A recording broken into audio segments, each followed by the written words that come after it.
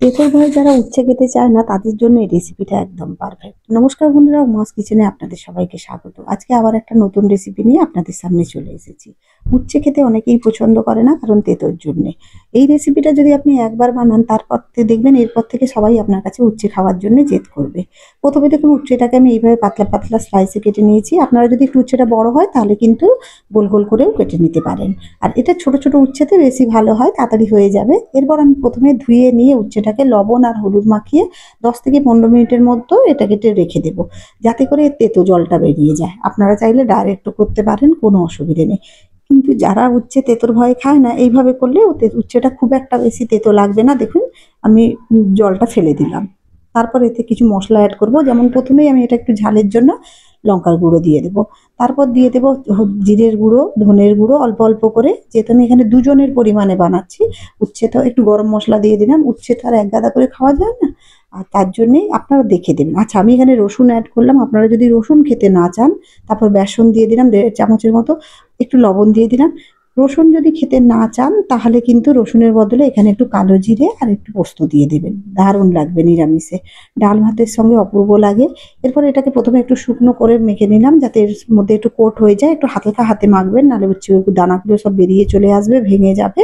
এরপর একটু অল্প জলের ছিটা দিয়ে সবকিছু ভালো করে একটু মিশিয়ে দিলাম, যাতে ওতে কোটিংটা খুব ভালো হয়। দিয়ে এইভাবে এটাকে রেখে দেব।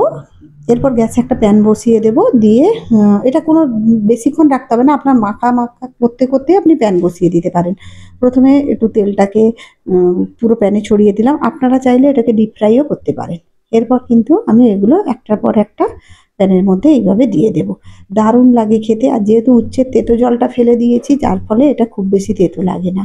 খুব ক্রিস্পি হয়, ডাল ভাতের সঙ্গে খেতে খুব ভালো লাগে। রোজ রোজ উচ্ছের তরকারি, উচ্ছে ভাজা তো অনেক খেয়েছেন, একবার এইভাবে বানিয়ে দেখুন না, কথা দিচ্ছি ফেল হবেন না। এইভাবে সব উচ্ছেগুলো আমি দিয়ে দেব।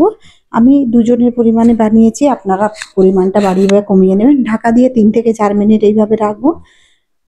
রান্নাটা মিডিয়াম হিটে প্রথমে করতে হবে, কারণ না হলে চিটিয়ে যাবে। তারপর কিন্তু গ্যাসের ফ্লেমটা একটু স্লো করে দিলাম।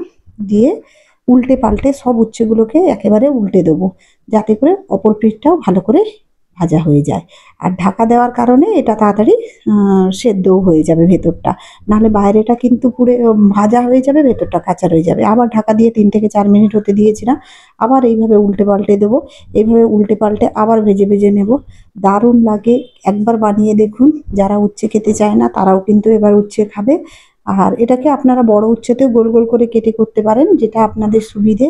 খুবই ভালো লাগে, খুবই সিম্পল ইনগ্রেডিয়েন্টস। নিরামিষের দিনেও করতে পারেন কালো জিরে পোস্ত দিয়ে, সেটাও খুব ভালো লাগে। দুরকমই বানিয়ে থাকি, আমার বাড়িতে প্রায়ই এটা হয়ে থাকে।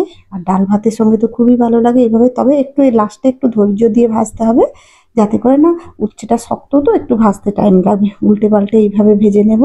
তো বন্ধুরা, একদম সিম্পল একটা রেসিপি আমি আপনাদের সঙ্গে শেয়ার করছি। আপনাদের কেমন লাগলো অবশ্যই কমেন্ট করে জানাবেন।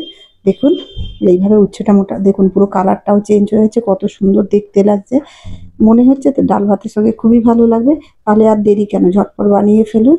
চলুন তাহলে গ্যাসের ফ্লেমটা অফ করে দেওয়া যাক, আর দিয়ে এটা গরমা গরম সার্ভ করে দেওয়া যাক। আপনাদের কেমন লাগলো অবশ্যই কমেন্ট করে জানাবেন, আর যদি ভালো লেগে থাকে একটা লাইক দিয়ে দেবেন।